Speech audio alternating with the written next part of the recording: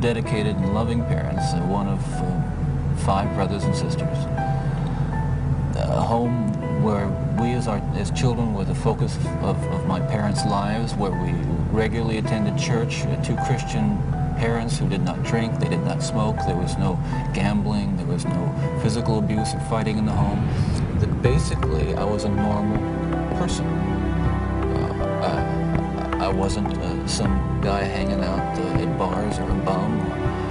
I wasn't a pervert in the sense that, you know, people look at somebody and say, I know there's something wrong with them, and just tell. I mean, I was essentially a normal person. I had good friends. I led a normal life, except for this one small but very potent and very destructive segment of it that I kept very secret, very close to myself, and didn't let anybody know about it. And part of the shock and horror for my dear friends and family years ago when I was first arrested was that there was no clue. They looked at me and they looked at the all-American boy. And it happened in stages, gradually. It doesn't necessarily, not to me at least, happen overnight. My experience with, I say pornography generally, but with pornography that deals on a violent level with the sexuality, is that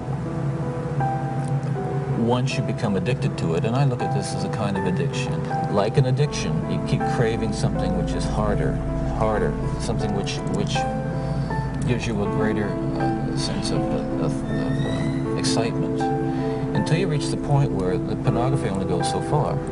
You reach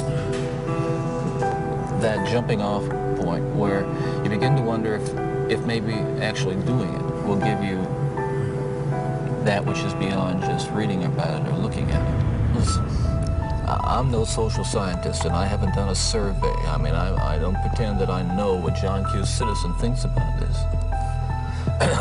But I've lived in prison for a long time now. And I've met a lot of men who were motivated to commit violence just like me.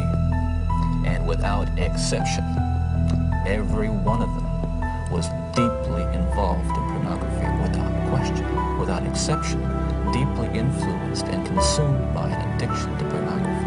There's no question about it. The FBI's own study on serial homicide shows that the most common interest among serial killers is pornography. Those of us who have been so much influenced by violence in the media, in particular pornographic violence, are not some kinds of inherent monsters.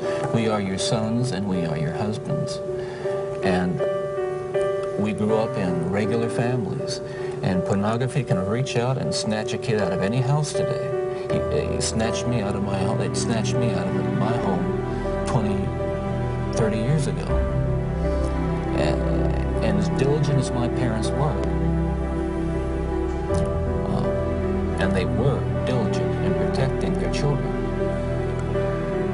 and as good a Christian home as we had, and we had a wonderful Christian home, there is no protection against the kinds of influences that are loose in a society that tolerates.